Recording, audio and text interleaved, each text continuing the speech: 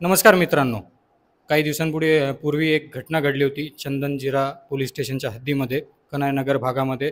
इनोवामधून गाय चोरण्यात आली होती. 2 भामटे होते. ती घटना खूप व्हायरल झाली होती. त्याच्यानंतर आज तिला LCBने तिचा छडा लावलेला आहे आणि गुन्हेगारांना शोधून काढलेलं आहे. नेमकं काय प्रकरण, कसं झालेलं आहे, कसं शोधण्यात आलं, आपण सगळं जाणून घेऊया. आपल्यासोबत आहेत LCBचे प्रमुख पंकज जाधव. सर, मला नेमकं सांगा की यांचा तुम्हाला सुगावा कसा लागला आणि ही कारवाई कशा प्रकारे करण्यात आली?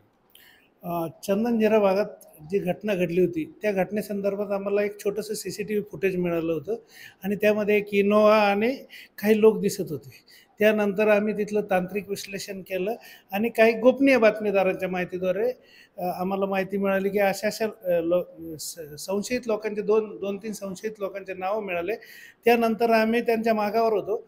2-4 दिवसानंतर काल आम्हाला त्यांचं लोकेशन सिल्लोड येथे मिळाल्यामुळं आमची टीम सिल्लोडला रवाना झाली व 2 भामटे आणि ती सदर इनोवा कार आम्ही ताब्यात घेतली. तर इनोवा कार ताब्यात घेतली असता त्या इनोवा कारमध्ये मोकळी जिची सिटिंग अरेंजमेंट जनावर वाहतूक करण्यासाठी मागचे 2 सीटं वगैरे काढून टाकले होते आणि मोकळी केली होती. तर तिच्यात आम्हाला जवळपास खूप मोठा कॉपर वायरचे चोरीचं कॉपर वायर मिळालं आणि त्यांच्यासोबत एक मोटरसायकल पण मिळाली, जिच्या संदर्भाने पडेगावमधून जी चोरी झाली होती, छावणी पोलीस स्टेशन छत्रपती संभाजीनगर येथे त्या मोटरसायकल चोरीचा गुन्हा दाखल होता आणि जी तांब्याची तार मिळाली तर त्या संदर्भाने मालेगाव येथे गुन्हा दाखल होता. हे जे नेमके किती लोक होते आणि यांच्याकडून किती गायींचा आतापर्यंत गुन्हे ओपन झालेले आहेत? आतापर्यंत जालना जिल्ह्यातील 19 गुन्हे त्यांनी केल्याची कबुली दिलेली आहे.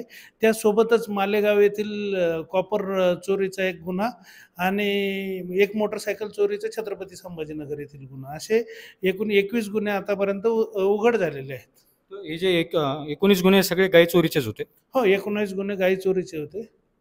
आणि जे गायी चोरण्यात आल्या त्यांचा काही माहिती पडलं का की ते आहे? गायी चोरल्यानंतर त्या गायींची कत्तल करायची. त्याच्यामुळं आता इन्व्हेस्टिगेशनमध्ये आणखी त्यांनी काय विल्हेवाट लावली किंवा कुठं विकल्या त्याबाबत इन्व्हेस्टिगेशनमध्ये मिळून येईल. आणखीन काही त्यांच्याकडून दुसऱ्या गोष्टी पण माहीत पडलेल्या आहेत? त्यांच्या मागं कोणाचा वरद असताय का, किंवा त्यांच्या मागं मोठे काही टोळी अशी कार्यरत असण्याची शक्यता आहे का? नाही, त्यांच्याबरोबर आणखी त्यांचे 2-3 साथीदार आहे. ते आता आम्ही तपासात निष्पन्न करू.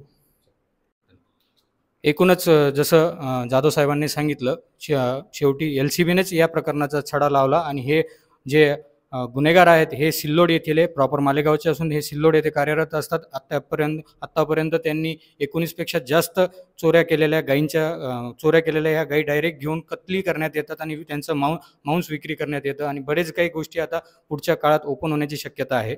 तर मी अनुप राठी, पाहत राहा पार्श्वभूमी डिजिटल.